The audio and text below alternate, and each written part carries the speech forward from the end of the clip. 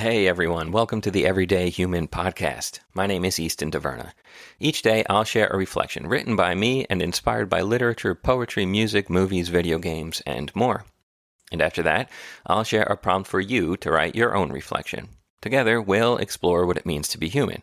Every month, we'll walk a new path, taking a look at life, death, the universe, and everything in between. Thanks for coming along. I'm glad you're here. For more, visit eastontaverna.com or join me on Instagram at _everydayhuman. Hello, everyone. Today is January 26th. We are approaching the end of the month.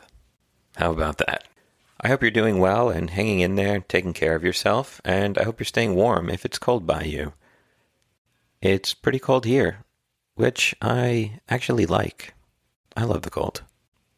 Today's reflection is titled Questions, Answers, and Non-Answers. And it was inspired by a quote from Zora Neale Hurston's Their Eyes Were Watching God. And that's an incredible book of a journey of self-discovery, finding love, or maybe what real love is, as opposed to what you might think it should be, and exploring themes of identity, race, gender, and community. Zora Neale Hurston was an American writer, anthropologist, folklorist, and documentary maker. She did it all. Wonderfully talented and inspiring. She was a central figure in the Harlem Renaissance, and her work explored, among many themes, the African American experience and her struggles as an African American woman. And if you're not familiar with her work, I suggest checking it out. It's worth giving it a read. All right, let's move on to the quote. It goes like this. There are years that ask questions and years that answer. And onto the reflection. What will you eat for breakfast this morning? Minutes pass. Eggs and avocado. What service will you provide in exchange for digital numbers in your bank account? Years pass. Writing?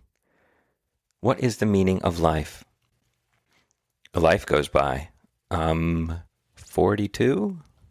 Life is broken up into a series of 3 cycling phases. A time for questions, a time for answers, and a time for non-answers.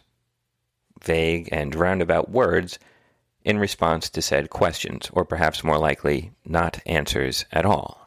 But despite being an integral part of the blueprint of life, those minutes and days and years of questioning can feel long, sometimes too long, maybe even never-ending. Questions can be exciting at first, exhilarating to think of the possible answers and the possibilities available to you.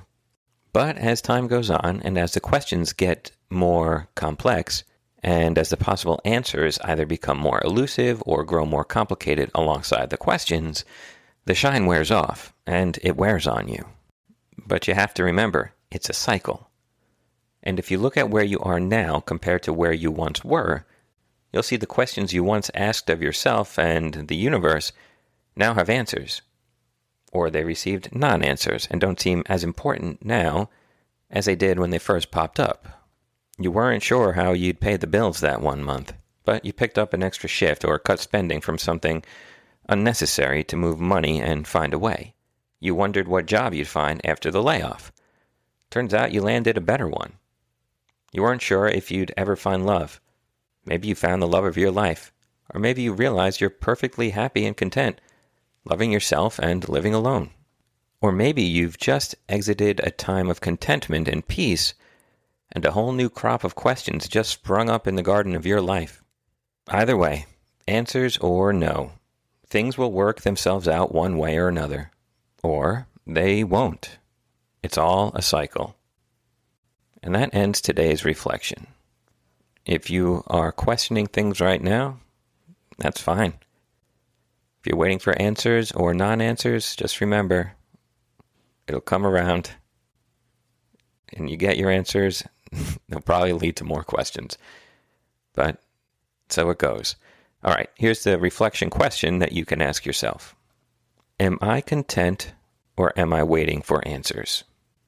All right, so I hope you get your notes or thoughts down about that in your journal or napkin pile or wherever. And I will be back tomorrow, January 27th, with another reflection. Thanks for coming by, The Everyday Human, once again. Have a good one and take care.